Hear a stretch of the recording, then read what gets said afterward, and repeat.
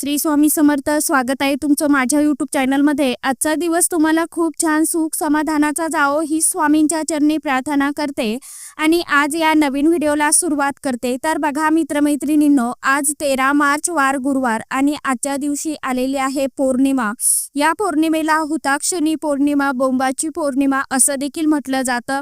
त्याचबरोबर आजच्या होळीच्या दिवशी आपल्याला जर आपण काही उपाय घरामध्ये काही उपाय केले, काही सेवा केल्या तर त्या खूप प्रभावी ठरतात आणि होलिका दहनाला जेवढे महत्त्व आहे तेवढेच महत्त्व तिच्या राखेलाही देण्यात आलेलं आहे. होलिका दहनाच्या भस्मामुळे आयुष्यात येणारी संकट, विघ्न दूर होतात. याचबरोबर आर्थिक समस्या देखील नष्ट होऊ लागतात. होलिका दहन सोबतच नकारात्मक ऊर्जेचा प्रभावही जीवनात कमी होतो असं देखील मानलं जातं. सर्व हिंदू घरामध्ये होलिका दहनानंतर पूजा करण्याची परंपरा आहे. पूजेनंतर होलिका दहनाची जी राख असते, रक्षा असते, तर ती घरी आणली जाते. होलिका दहनाच्या राखीचे विशेष महत्त्व मानले गेले आहे. या वापराने घरातील सर्वात मोठा वास्तू दोषही निघून जातो आणि होलिका दहनाची राख शांती, सुख, शांती, समृद्धीसाठी 2 प्रकारे वापरली जाऊ शकते. आता बघा, आपण होळीच्याच राखेचे काही उपाय देखील आजच्या व्हिडिओमध्ये बघणार आहोत की ज्यामुळे आपल्या आयुष्यातील जी काही संकटे, दुःख, अडीअडचणी आहे तर त्याचबरोबर घरामध्ये नकारात्मकता असेल, नजरबाधा असेल तर ती नक्कीच दूर होईल व आपल्या घरातील आपल्या कष्टाला, नशिबाची साथ मिळेल. आपल्या घरामध्ये पैसा येईल. तसेच मुलांच्या ज्या काही समस्या आहेत तर त्या सुद्धा नष्ट होऊन जातील. आता आपल्याला राखेचा उपाय कशा प्रकारे करायचा आहे, कोणत्या वेळेमध्ये करायचा आहे आणि कुणी करावा याविषयीची संपूर्ण माहिती आजच्या या नवीन व्हिडिओमध्ये मी तुमच्या बरोबर शेअर करणार आहे. त्यामुळे तुम्ही हा व्हिडिओ स्किप न करता शेवटपर्यंत नक्की बघा. चॅनलवरती तुम्ही जर हा व्हिडिओ पहिल्यांदा बघत असाल तर चॅनलला आवर्जून सबस्क्राईब करा आणि असेच नवनवीन माहितीपूर्ण व्हिडिओ बघण्यासाठी समोरील बेल आयकॉनलाही प्रेस करा. कमेंट बॉक्समध्ये जय माता दी आवर्जून लिहा किंवा माता लक्ष्मीचं नामस्मरण होईल अशा पद्धतीने आवर्जून माता लक्ष्मीचं मंत्र लिहिण्याचा प्रयत्न करा. तर चला, दुसऱ्या दिवशी आणायची आपल्याला होळीची जी राख असते तर ती आपल्याला दुसऱ्या दिवशी घरी आणायची आहे. आता होलिकेची राख, जो काही अग्नी आहे तर तो दुसऱ्या दिवशी शांत झालेली असते होळी, तर दुसऱ्या दिवशी आपण सकाळीच राख आणायची आहे. अगदी तुम्ही पहाटे जरी ही राख घरी आणून ठेवली तरी देखील चालणार आहे. आपण सर्वात प्रथम आंघोळ करायची आहे. आपली जी काही देवपूजा आहे तर ती देवपूजा करून घ्यायची आहे. नंतर आपल्याला राख आणायला जायचं आहे. आता जिथे आपण होलिका दहन केलं होतं तर तिथे जवळपास आपल्याला राख आणायला जावं लागणार आहे. आता राख आणायला गेल्यानंतर आपण तिथली राख थोडीशी घ्यायची आहे. अगदी तुम्ही एखाद्या वाटीमध्ये घ्या, प्लेटमध्ये घ्या, ताटामध्ये घ्या आणि ती राख आणली, मुठभर आणली, वाटीभर आणली तरी पण चालेल. आता ही राख आपण आणत असताना, आपण हातामध्ये उचलत असताना आपण म्हणायचं आहे की या राखीमध्ये संपूर्णपणे सकारात्मक ऊर्जा आहे. या राखीमुळे माझ्या घरामध्ये जी काही नकारात्मकता आहे, नजरबाधा आहे, वास्तुदोष आहे, ग्रहदोष आहेत किंवा ज्या काही समस्या असतील, अडचणी असतील, अडथळे असतील तर ते संपूर्णपणे माझ्या आयुष्यातील संपणार आहे. आता ही राख घेऊन आपण आपल्या घरी यायचं आहे. आपल्या हातामध्ये ही राख असताना आपण मध्येच कुठेही थांबायचं नाही किंवा इतरांशी बोलायचं देखील नाही. आपण लगेच आपल्या घरी यायचं आहे. आपल्याकडे ही राख असताना आपल्याला मध्ये कोणी रोखणार नाही, टोकणार नाही याची देखील आपल्याला काळजी घ्यायची आहे. त्याचबरोबर आपण जो काही हा उपाय करत आहोत त्याबद्दल आपण कुणालाही काहीही सांगायचं नाही, कारण भरपूर वेळा आपण जो काही उपाय करतो त्या उपायाविषयी कुणाला तरी सांगत बसतो आणि मग आपल्या शेजारची व्यक्ती असो किंवा नातेवाईक असो, आपण यामुळे जो काही उपाय केलेला आहे, जी काही सेवा केलेली आहे तर ती देखील फलदायी ठरत नाही. कारण प्रत्येक व्यक्तीला आपल्याबद्दल, आपल्या मुलांबद्दल चांगलेच वाटतं असं देखील होत नाही. आता ही होळीची राख घरामधील कोणत्याही व्यक्तीने घरी आणू शकता.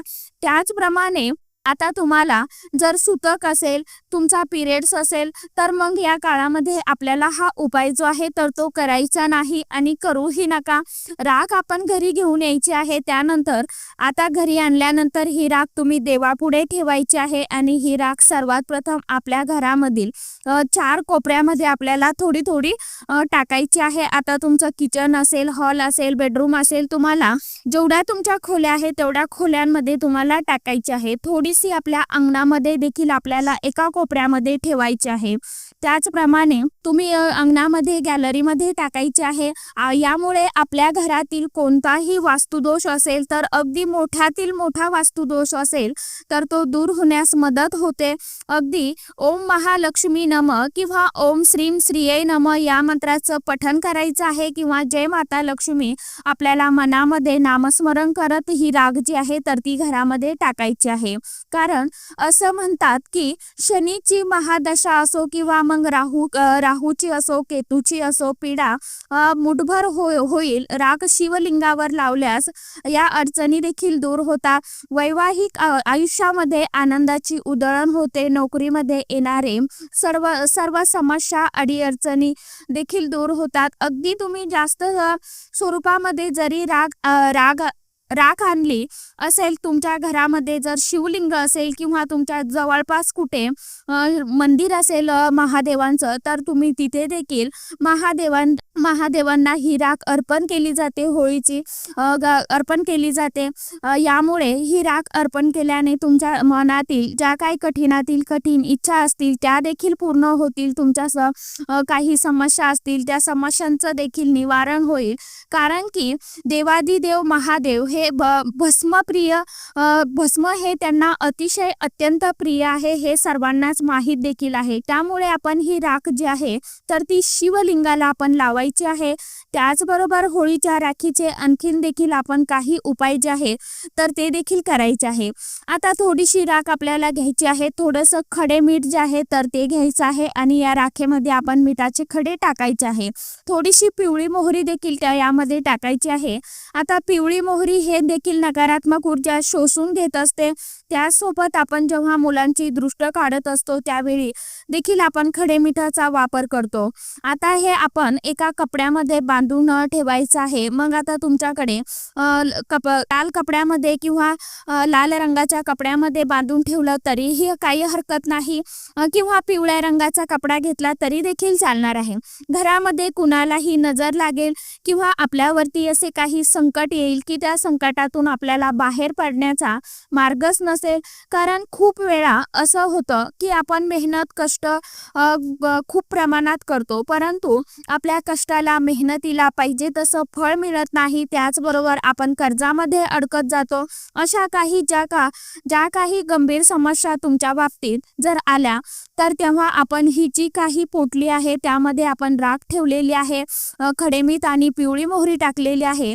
आता ज्या व्यक्तीला नजरबाधा झालेली आहे त्या व्यक्तीवरून आपल्याला ही राख 7 वेळा उतरवायची आहे. उतरवत असताना म्हणायचं आहे की माझ्या मुलाला, पतीला जी काय बाहेरची नजरबाधा झालेली आहे, इडापिडा मागे लागलेली असेल, संकटे असेल, दुःख असेल, गरिबी असेल, त्या सर्व अडचणी, अडथळे, साडेसाती मागे लागलेली असेल, आजारपण असेल, तर ते पूर्णपणे दूर होऊ दे. 7 वेळा त्या व्यक्तीवरून आपल्याला अँटी क्लॉकवाईज पद्धतीने उतरून घ्यायची आहे. त्यानंतर ही जी काही राख आहे तर ती राख आपण एखाद्या पाण्यामध्ये टाकू शकता किंवा एखाद्या झाडाखाली देखील टाकली तरी चालेल. यामुळे त्या व्यक्तीला त्वरित फरक हा तुम्हाला बघायला मिळेल. तसेच एखादी व्यक्ती जर आजारी असेल तर तिचा आजारपण काही केल्या दूर होत नसेल तर मग अगदी पाय दुखत असेल किंवा गुडघा दुखत असेल, मणक्याचा त्रास आहे, ज्या काही तुमच्या बाबतीत समस्या असेल तर त्या समस्यासाठी देखील तुम्ही हा उपाय करून बघू शकता. अगदी आपला हॉस्पिटल, दवाखाना सर्व काही करून झालेला आहे तरी पण आपल्याला म्हणावा तसा रिझल्ट नाही किंवा आपल्याला त्या आजारावरती फरक पडत नाही, तर आपल्याला रिझल्ट पाहिजे तसा मिळत नाही, तर अशा व्यक्तीसाठी आपण ही होलिकेची जी राख आहे तर ती आणायची आहे. त्या व्यक्तीच्या कपाळावरती रोज आपण ही राख लावायची आहे. असं आपल्याला किमान 21 दिवस किंवा 41 दिवस हा उपाय जो आहे तर तो करायचा आहे. बघा त्या व्यक्तीचा आजारपण नक्की नक्कीच दूर होईल. त्याचबरोबर त्या व्यक्तीला कोणतीही नजरबाधा झालेली असेल, दुःख, दारिद्र्य, संकटे असेल त्या व्यक्तीच्या मागे, तर ती देखील दूर होण्यास हळूहळू मदत होईल. उपाय फक्त मनापासून आणि पूर्ण श्रद्धेने करा. आपण उपाय करत असताना आपल्याला कोणी मध्येच रोखणार नाही, टोकणार नाही याची देखील काळजी घ्यायची आहे. आपण ज्यावेळी उपाय करतो त्यावेळी पहिल्यांदा देवघरामध्ये आपल्याला दिवा धूप लावून घ्यायचा आहे, तुळशीजवळ दिवा लावून घ्यायचा आहे. कारण की जेव्हा आपण एखाद्या प्रसन्नमय मंगलमय वातावरणामध्ये एखादा उपाय सेवा करतो त्यावेळी उपाय नक्कीच आपले फलदायी ठरतात. तसेच ही होळीची राख आपण जो काही व्यवसाय करत असेल, आपला जो काही धंदा असेल, तिथे देखील तुम्हाला मुठभर लाल कपड्यामध्ये बांधून व्यवसायाच्या ठिकाणी ठेवायची आहे. अशा वेळेस काही आपल्याला, कारण एखाद्या वेळेस आपण धंदा करतो परंतु काही वेळेस आपला धंदा जो आहे, व्यवसाय जो आहे, तर तो चालत नाही, अगदी बंद पडण्याच्या मार्गावरती येतो. मग आपले मार्ग सगळे बंद होतात, पैसे येत नाही. त्यासाठी देखील तुम्ही दुकानामध्ये एखाद्या कोपऱ्यामध्ये बांधून ठेवू शकता किंवा चारही कोपऱ्यामध्ये थोडी थोडी ही जी होलिकेची रक्षा आहे तर ती टाकायची आहे. तसेच आपण पैसे ठेवत असतो, पैशाच्या ठिकाणी आपल्याला आपल्या गल्ल्यामध्ये ही राख थोडीशी लाल कपड्यामध्ये बांधून ठेवायची आहे. यामुळे आपल्या धनामध्ये वाढ होत जाते आणि पैशासंबंधित ज्या काही समस्या आहे, आर्थिक टंचाई आहे, तर ती देखील दूर होण्यास मदत होते. तुम्ही घरामध्ये तिजोरीमध्ये देखील ही राख जी आहे तर ती लाल कपड्यामध्ये बांधून ठेवू शकता. यामुळे आपल्या घराकडे माता लक्ष्मी आकर्षित होते. आलेला पैसा जो आहे तर तो स्थिर राहतो. माता लक्ष्मी आपल्या घरामध्ये अखंड स्वरूपात निवास करते आणि आपल्या घरामध्ये माता लक्ष्मी येण्याचे मार्ग मोकळे होतात. आपण ही राख अंघोळीच्या पाण्यामध्ये देखील टाकू शकता. भरपूर वेळा आपल्याला काही शारीरिक व्याधी असतात किंवा इतर काही अडचणी, अडथळे असतात. अगदी नकारात्मकता आपल्यामध्ये असेल किंवा एखादी व्यक्ती व्यसनाधीन असेल किंवा आपल्याला देखील आजारपण जडलेलं आहे असेल, आपण कितीही मेहनत करा, कष्ट करा, कष्टाचं फळ मिळत नसेल, तर अशा वेळेस देखील आपण अंघोळीच्या पाण्यामध्ये ही थोडीशी राख जी आहे तर ती आठवड्यातून किमान एकदा, किंवा जर तुम्हाला कंटिन्यू 21 दिवस हा उपाय करणं शक्य असेल तर रोज 21 दिवस आपण आंघोळीच्या पाण्यामध्ये ही राख टाकून आंघोळ केली तर यामुळे आपलं दुःख, दारिद्र्य नक्कीच संपेल. आपल्या आयुष्यामध्ये सुख, शांती, समृद्धी आणि ऐश्वर यायला सुरुवात होईल. आता ही जी होलिकेची राख आहे तर काही लोक ही राख जी आहे तर ती ताबीजमध्ये सुद्धा ठेवत असतात आणि ही राख ठेवतात. यामुळे कोणतीही आपल्याला आणि ती ताबीज जी आहे तर ती आपल्या गळ्यामध्ये धारण करतात. यामुळे आपल्याला कोणतीही नकारात्मक ऊर्जा आपल्या जवळ येत नाही किंवा आपल्याला नकारात्मक